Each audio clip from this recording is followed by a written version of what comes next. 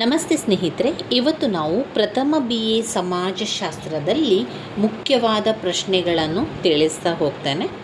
ಇದರಲ್ಲಿ ನೀವು ಓದ್ಕೊಳ್ಬೇಕಾಗಿರುವಂತಹ ಮುಖ್ಯವಾದ ಪ್ರಶ್ನೆ ಅಂತ ಹೇಳಿದರೆ, ಸಮಾಜಶಾಸ್ತ್ರದ ಅರ್ಥ, ವ್ಯಾಖ್ಯೆ, ವ್ಯಾಪ್ತಿ, ವಸ್ತು, ವಿಷಯ ಮತ್ತು ಪ್ರಾಮುಖ್ಯತೆಯನ್ನು ಓದ್ಕೊಳ್ಳೇಬೇಕು.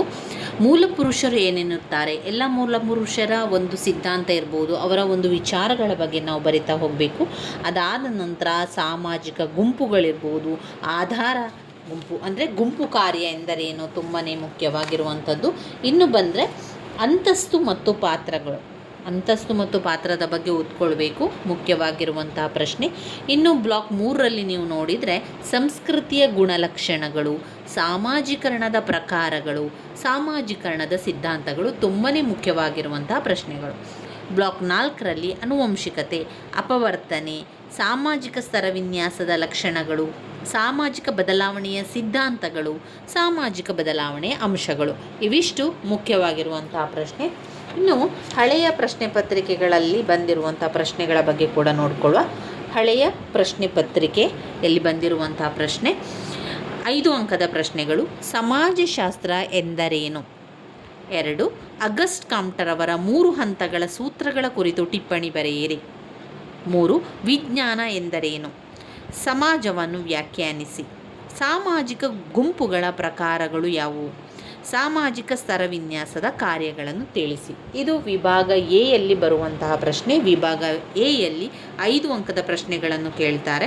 ಅದರಲ್ಲಿ 6 ಪ್ರಶ್ನೆಗಳನ್ನು ಕೊಟ್ಟು 4 ಪ್ರಶ್ನೆಗೆ ಉತ್ತರವನ್ನು ಬರೀಲಿಕ್ಕೆ ಇರ್ತದೆ. ಇನ್ನು ವಿಭಾಗ ಬಿ ಅಂತ ಬಂದಾಗ 10 ಅಂಕದ ಪ್ರಶ್ನೆಗಳನ್ನು ಕಾಣ್ಬೋದು. ಅದರಲ್ಲಿ 5 ಪ್ರಶ್ನೆಗಳನ್ನು ಕೊಡ್ತಾರೆ. ನಾವು 3 ಪ್ರಶ್ನೆಗೆ ಉತ್ತರವನ್ನು ಬರೀಬೇಕಾಗ್ತದೆ. ಸಮಾಜಶಾಸ್ತ್ರದ ಅಧ್ಯಯನದ ಪ್ರಾಮುಖ್ಯತೆಯನ್ನು ಚರ್ಚಿಸಿ.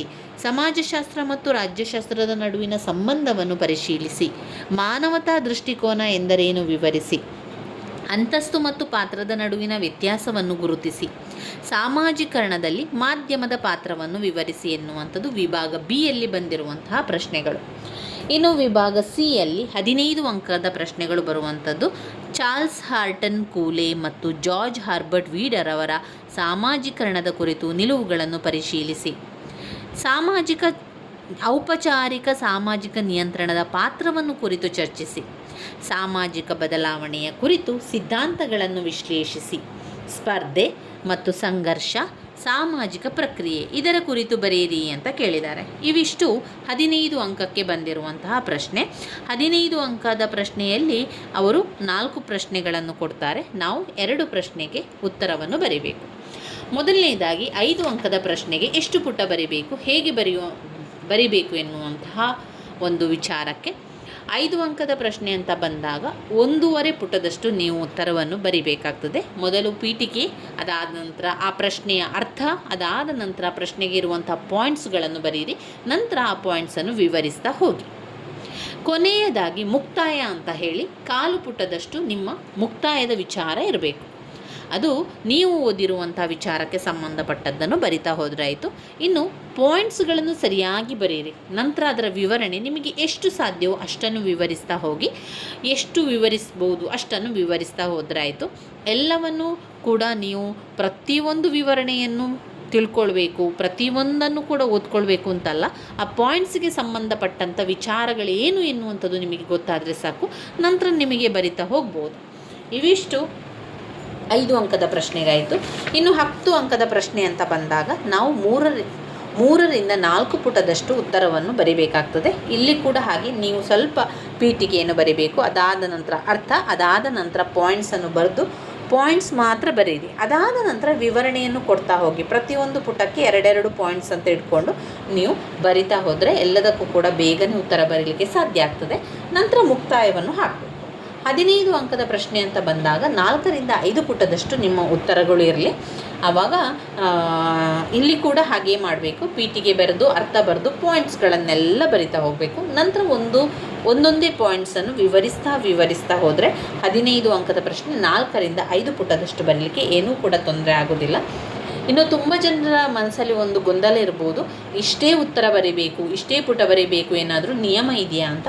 ಖಂಡಿತವಾಗಿಯೂ ಇಲ್ಲ ಸ್ನೇಹಿತರೆ.